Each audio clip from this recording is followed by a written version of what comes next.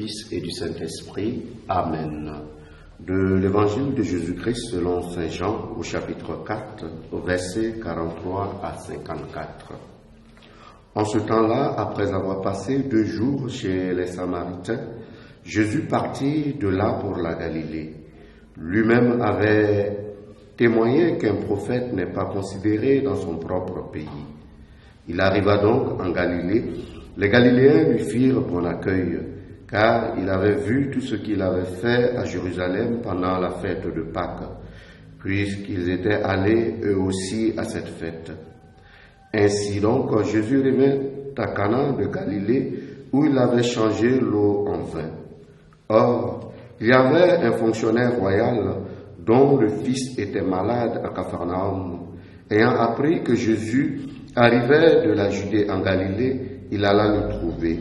Il lui demandait de descendre à Capharnaüm pour guérir son fils qui était mourant.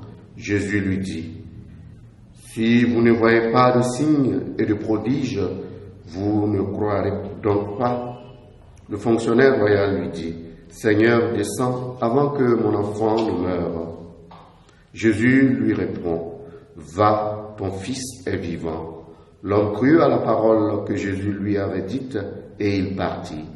Pendant qu'il descendait, ses serviteurs arrivèrent à sa rencontre et lui dirent que son enfant était vivant. Il voulut savoir à quelle heure il s'était trouvé mieux. Ils lui dirent: « C'est hier à la 7e heure, au début de l'après-midi, que la fièvre l'a quitté. » Le père se rendit compte que c'était justement l'heure où Jésus lui avait dit: « Ton fils est vivant. » Alors il crut, lui, ainsi que tous les gens de sa maison. Tel fut le second signe que Jésus accomplit lorsqu'il revient de Judée en Galilée. Acclamons la parole de Dieu. Louange à toi, Seigneur Jésus. Bien-aimés dans le Seigneur, en ce lundi 15, la parole de Dieu vient nous montrer que la grâce de Dieu n'a pas de frontières, mais pour que la grâce de Dieu puisse se concrétiser dans nos vies, dans nos existences quotidiennes, il nous faut sortir de nos privilèges pour aller à la rencontre de Dieu. Et c'est ce mouvement-là que ce fonctionnaire royal fait. Il quitte chez lui pour aller à la rencontre du Christ. Et quand il va à la rencontre du Christ, il prend conscience que la parole de Dieu en elle-même comporte une puissance. Et c'est par la puissance de cette parole-là que son fils est guéri. Autrement dit, la distance n'est pas un obstacle pour que l'action de Dieu se produise ou se concrétise dans la vie de chacun.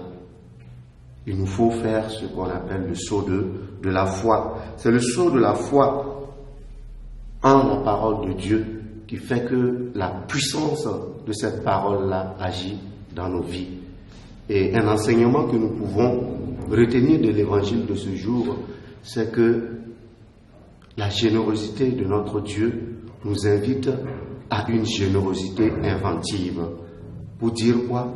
Pour dire que nous n'avons pas besoin d'être réellement présents dans un espace ou dans un lieu pour que notre générosité puisse se manifester. Notre générosité peut toujours se manifester dans le relèvement de l'homme. Par-delà nos absences ou nos manques de présence, nous pouvons apporter de la joie aux autres. Et c'est là où le Seigneur nous attend réellement. Pourquoi? Parce que le miracle de ce jour nous montre que la vie humaine est importante et que cette vie-là tient à Dieu. Et si nous sommes des chrétiens, nous devons justement être capables de redonner à l'homme sa dignité.